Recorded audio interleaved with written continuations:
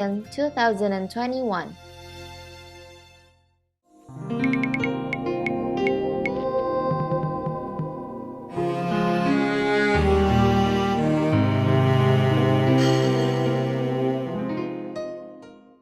What time is it? Oh, I should let you sleep. Almost 1 o'clock, right? 12:30. 12:30. Okay.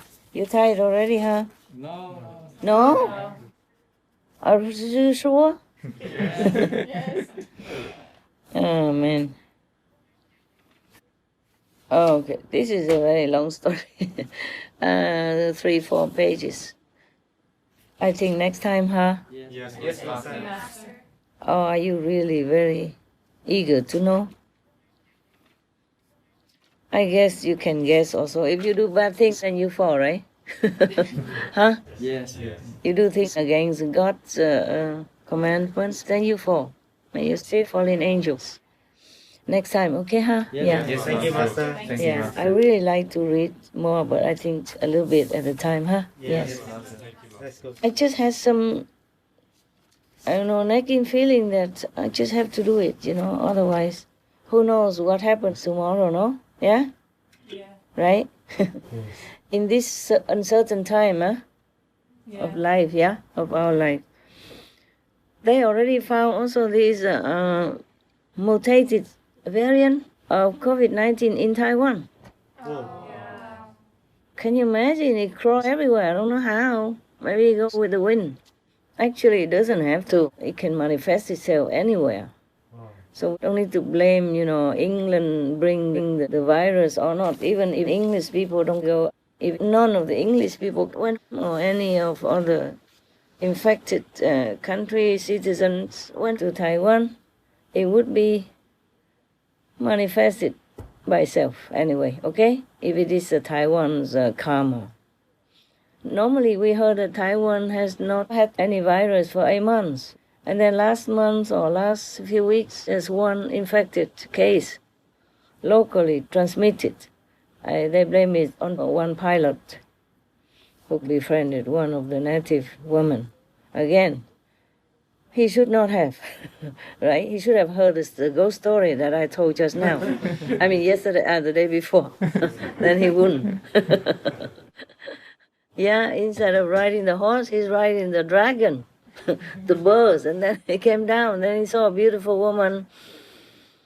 And you know the rest of the story. Yeah? See that? Huh? Yeah. And now they have been tracing who has been in contact with this lady as well as the pilot, etc., etc. And then just a few days ago, I read in the news, they say that they have found already this mutated COVID-19 in Taiwan. Oh, just like that. 8 months, nothing happened. You see? And it still happened. And you never know where they come from and whom they infected already. Thus, I'm not very strict to you, but I always very, strictly enough to tell you don't go out, don't eat outside. It's really this, because if you are not vigilant enough at that moment, you just enjoy the food and then you're just looking outside and your attention is not very keen inside, and it's easy for you to get infected. Yes. Yeah, because you forget God at that moment. You enjoy the food and all the atmosphere around you. Maybe it's not conducive for that. It goes into your food, the energy. Understand me? Yeah. There's one monk in the Yogananda book. When he traveled on train or anywhere, on bus or car, anywhere outside, or airplane, he never ate all that time, because he say the atmosphere is full of this kind of energy of the world. Some kind, it's not pure, not the holy energy. So he never ate. Did you read that book? Yes, Master. Autobiography of a yogi? Yes. From Yogananda? Yes. You remember, yeah? He was, because he didn't eat. So when he came home, all the temple was very excited, waiting for him to come home, didn't dare to eat, made all the festival wait for him so that when he comes and eat together, out of respect and love. Because they made special, like banquet, more special food to welcome him home, and then they will eat together. So they didn't dare to eat first, of course. And then when he came home, Yogananda was still young, and hungry, was so happy to see him because he couldn't eat anything until the master came. And then he was thinking, finally, we could eat now, waiting. And when he came back, nothing happened. He didn't want to eat yet because he had so much work to take care of, piling up, waiting for him. He didn't feel hungry yet. He has to take care of all the work, so the poor Master Yogananda has to keep waiting again. So disappointing. Well, at least you don't have that problem, right? No. Yeah, you're lucky. You can go into kitchen anytime, yeah? Yes. And, magically do some potion for yourself. Some love potion for yourself from God's love. All right, guys. Do you have any questions or any opinions about this? Or we even can go back to the ghost or the tiger. Wow, imagine, huh? Imagine God has arranged everything perfectly, huh? Yes. Huh?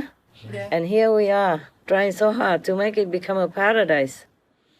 And He is the one who made trouble. Now you know, yeah? Now you know why it's so difficult for me. Huh? And it takes a long time, huh? It takes Him only 7 days to create this world and the trouble that we inherited.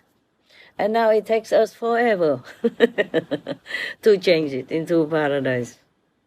Thank you very much, Lord. Yeah, you are the troublemaker, and you blame us, huh? Yeah, He made the tiger, the lion, and then we blame the tiger and lion for eating the animals, yeah? And then blaming the ghost for harassing us, huh? Mentally. Of course, they don't do it full blow because thanks to the grace and love and blessing that has been arranged for us, or else we would be doomed. Yeah.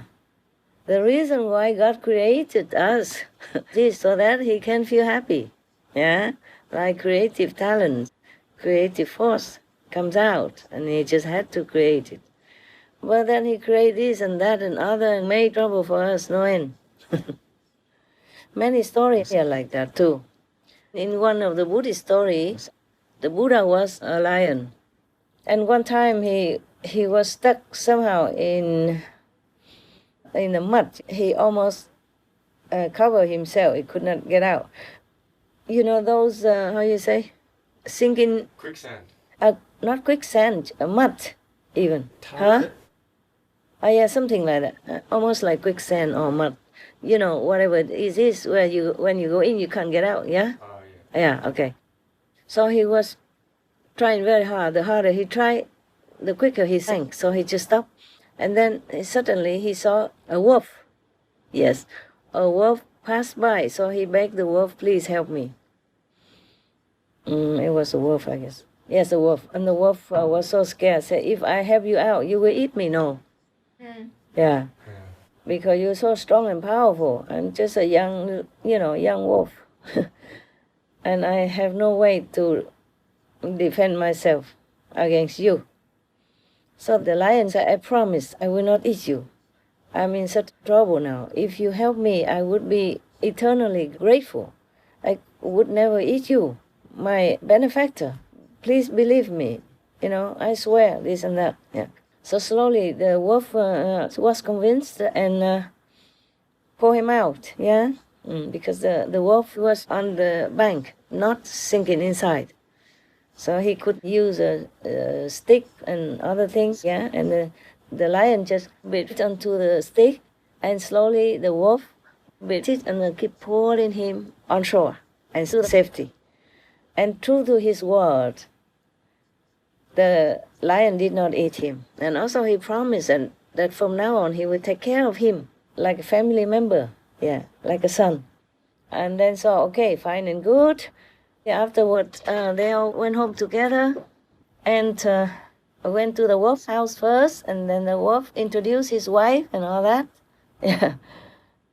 And then others, relatives, women. So the lion promised, from now on, I will also take care of all of your women.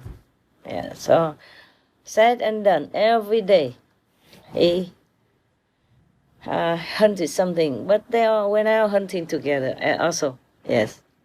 And then they brought home together and share.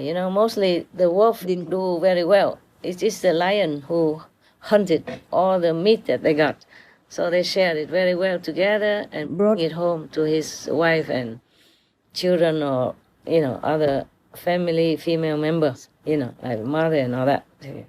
And then one day, of course, the wolf took the wife to the lion's den to introduce.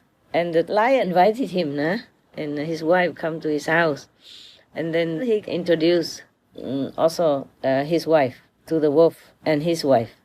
They both were introduced. And then so every day they did that. And the lion killed like buffalo, cows and stuff like that. And then share the meat all the time with the wolf. The lion's wife saw the wolf's wife. They're so beautiful, according to her. And she became jealous. She wondered why the lion always went out hunting and brought food, back to that wolf family. Yeah. And he worked harder than before. Yeah, before if he just killed one bull, then they could eat many days. And now he had to share it, so the time of food is shortened. Yeah?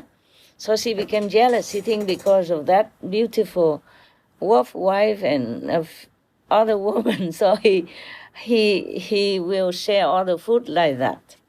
And she became jealous, and then because they moved to live together, like a family. And then she began to make trouble and harass and say bad things and all that, so that the wolf wife could not bear anymore, and she moved out. And then later on, when the lion heard about all that, he scolded his wife, of course. He said, this friend of mine, which I look upon as my son, he saved my life. Without him, I would not be able to be alive today, and I could not even provide for you, not to talk about provide for their family. I promised to provide and take care of his family. So you don't stand in between, and you don't think of this kind of negative stuff. And from then on, they were okay together, make peace, be vegan. No. They only make peace, sorry. So, why do I tell you this story? What came to that? Huh? What was it before? I forgot. Tell me. I'm old, you young, you must remember. Hey, hello, wake up. What did I just tell you? Please report now. All the stronger creatures to, What up? was just Talk about louder, how microphone. how God created all the creatures, but created stronger ones to help the lesser ones. What's that got to do with this story? Oh, yeah. Because I was saying God, God is funny. He created many things contradicting each other, yeah? And so when I read that story about the Buddha, when he was long eons ago, was a lion, yeah? And then also had to hunt for food, kill a buffalo and all that, and then share with each other and eat, like a natural way of life. Because that's what they do, no? God created them to hunt to eat. Not killing every one of them, but hunt whenever they're hungry. Yeah. Because God, thanks God that He has created also other counterproductive kind of animals to control them, to control their vicious tendency. Otherwise, they will kill all the little animals, yeah? Therefore, they kill only little, only when they eat. The lions and tigers and leopards. These are predators, yeah? They're vicious and they just have to hunt to eat. And after I read that story about the Buddha a long time ago, he had many incarnations. Sometimes a deer, normally a good one, like deer or birds, all kinds of precious animals also. Mostly they are good. Yeah, mostly he had been born as king of any of the group that he incarnated in.